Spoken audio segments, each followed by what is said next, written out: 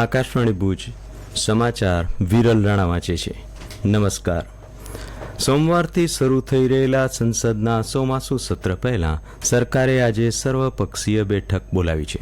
આ બેઠક દરમિયાન સરકાર સંસદના બંને ગૃહોનું સુચારુ સંચાલન સુનિશ્ચિત કરવા માટે તમામ રાજકીય પક્ષોનો સહયોગ માંગશે. આ મહિનાની 21મી તારીખથી શરૂ થનાર ચોમાસું સત્ર 21 ઓગસ્ટ સુધી ચાલુ રહેશે. સત્ર દરમિયાન બંને ગૃહોની કુલ 21 બેઠકો યોજાશે. પ્રધાનમંત્રી નરેન્દ્ર મોદીએ વન મહોત્સવ ઉજવણીમાં માનનીય ન્યાયાધીશોની ઉત્સાહપૂર્વક ભાગીદારીની પ્રશંસા કરી.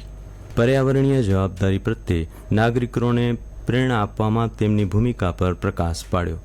સોશિયલ મીડિયા પોસ્ટમાં શ્રી મોદીએ વિશ્વાસ વ્યક્ત કર્યો કે ન્યાયાધીશોની ભાગીદારી રાષ્ટ્રવ્યાપી પહેલ એક પેડ માં કે નામમાં નવી ગતિ આપશે, જેનો હેતુ વ્યક્તિઓને તેમની માતાઓને શ્રદ્ધાંજલિ તરીકે વૃક્ષો વાવવા માટે પ્રોત્સાહિત કરવાનો છે. મુખ્યમંત્રી ભૂપેન્દ્ર પટેલે કહ્યું, અમદાવાદ મહાનગરપાલિકા એ મોટા પાયે વૃક્ષારોપણ કરીને શહેરના લીલા આવરણમાં વધારો કરવાના પ્રશંસનીય પ્રયાસ કર્યા છે. મહાનગરપાલિકા દ્વારા શહેરી વિકાસ વર્ષ 2025 અંતર્ગત યોજાયેલા કાર્યક્રમમાં વિવિધ પહેલનો શુભારંભ કરાવતા શ્રી પટેલે આ વાત કહી. તેમણે શહેરોના ટકાઉ વિકાસ થકી વિકસિત ભારત માટે વિકસિત ગુજરાત બનાવવાનો પણ વિશ્વાસ વ્યક્ત કર્યો. શ્રી પટેલે સાબરમતી રિવરફ્રન્ટ ખાતે મૂન ટ્રેલ ગ્લો ગાર્ડન અને દેશના પ્રથમ સૌર ઉર્જા સંચાલિત ઓન રૂટ ઇલેક્ટ્રિક ચાર્જિંગ સ્ટેશનનું પણ લોકાર્પણ કર્યું. મુખ્યમંત્રી ભૂપેન્દ્ર પટેલે કહ્યું, ગુજરાત આજે વિશ્વના અનેક દેશ માટે ભારતના પશ્ચિમ કાંઠાનું પ્રવેશદ્વાર છે. મેરીટાઈમ ક્ષેત્રમાં તાલીમબદ્ધ વૈશ્વિક કક્ષાનું કાર્યદળ ગુજરાત મેરીટાઈમ યુનિવર્સિટી થકી પૂરું પાડવાની પ્રધાનમંત્રી નરેન્દ્ર મોદીની પ્રતિબદ્ધતા છે. ગાંધીનગરમાં આવેલી ગુજરાત મેરીટાઈમ યુનિવર્સિટીના ગઈકાલે યોજાયેલા પહેલા પદવીદાન સમારોહમાં શ્રી પટેલે આ વાત કહી. દરમિયાન તેમણે વિદ્યાર્થીઓને રાષ્ટ્રીય હિતમાં સર્વોચ્ચ યોગદાન આપવા પણ અપીલ કરી. દરમિયાન તેમણે વિદ્યાર્થીઓને તેમની ઉત્કૃષ્ટતા બદલ સુવર્ણચંદ્રક પણ એનાયત કર્યા. મુખ્યમંત્રીએ સંબોધનની શરૂઆતમાં મહાન ક્રાંતિવીર મંગલ પાંડેજીને યાદ કર્યા હતા. કેન્દ્રીય કૃષિમંત્રી શિવરાજસિંહ ચૌહાણ ગઈકાલે જૂનાગઢના પ્રવાસ દરમિયાન ગીરની મુલાકાત લીધી. સોશિયલ મીડિયા સંદેશમાં તેમણે કહ્યું, ગીરના અદભુત જંગલમાં પ્રકૃતિનું અલૌકિક સૌંદર્ય નજીકથી જોવાની તેમને આજે તક મળી. ગીર એક જંગલ નહીં, પણ આપણી સંસ્કૃતિ, ગૌરવ અને પ્રકૃતિની સાથે આપણા સંબંધોનું જીવંત પ્રતીક છે.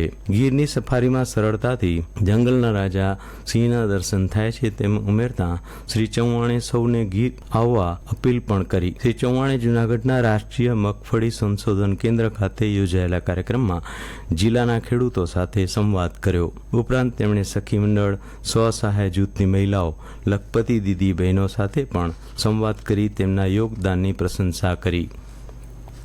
હવામાન વિભાગે આગામી 7 દિવસ રાજ્યમાં હળવાથી મધ્યમ વરસાદની આગાહી વ્યક્ત કરી છે. ત્યારે આજે કચ્છ, મોરબી અને જામનગર જિલ્લામાં છૂટાછવાયા સ્થળોએ ભારે વરસાદની સંભાવના છે. દરમિયાન માછીમારોને 22 જુલાઈ સુધી દરિયો ન ખેડવા સૂચના અપાઈ હોવાનું હવામાન ખાતાના વૈજ્ઞાનિક રામાશ્રય યાદવે જણાવ્યું. દરમિયાન જિલ્લા કંટ્રોલ રૂમમાંથી મળતી વિગતો અનુસાર ગઈકાલે સાંજે 6 વાગ્યાથી આજ સવારના 6 વાગ્યા દરમિયાન સૌથી વધુ લખપતમાં 24 મિલીમીટર, તેમજ ભુજ 14, ગાંધીધામ 4, રાપર 6, ભચાઉ 11, અંજાર 23, નખત્રાણા 6, મુન્દ્રા 20, માંડવી 15, અબડાસા 16 મિલીમીટર સાથે જિલ્લામાં કુલ 139 મિલીમીટર વરસાદ નોંધાયો છે.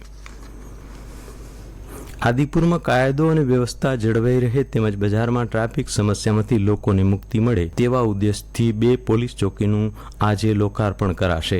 આ અંગે મળતી માહિતી અનુસાર આદિપુર પોલીસ સ્ટેશન હસ્તકની 1 બીટ પોલીસ ચોકી તથા 80 બજાર પોલીસ ચોકીનું ઉદ્ઘાટન તથા લોકાર્પણ ધારાસભ્ય માલતીબેન મહેશ્વરી તથા પૂર્વ કચ્છ પોલીસ અધિક્ષકના હસ્તે આજે સવારે કરવામાં આવશે. આદિપુરમાં ખાસ કરીને ટ્રાફિક સમસ્યા નિવારવા આ સ્તુત્ય પગલું પોલીસ દ્વારા ભરાયું છે. અને આ સાથે સ્થાનિક સમાચાર પૂરા થયા. નમસ્કાર.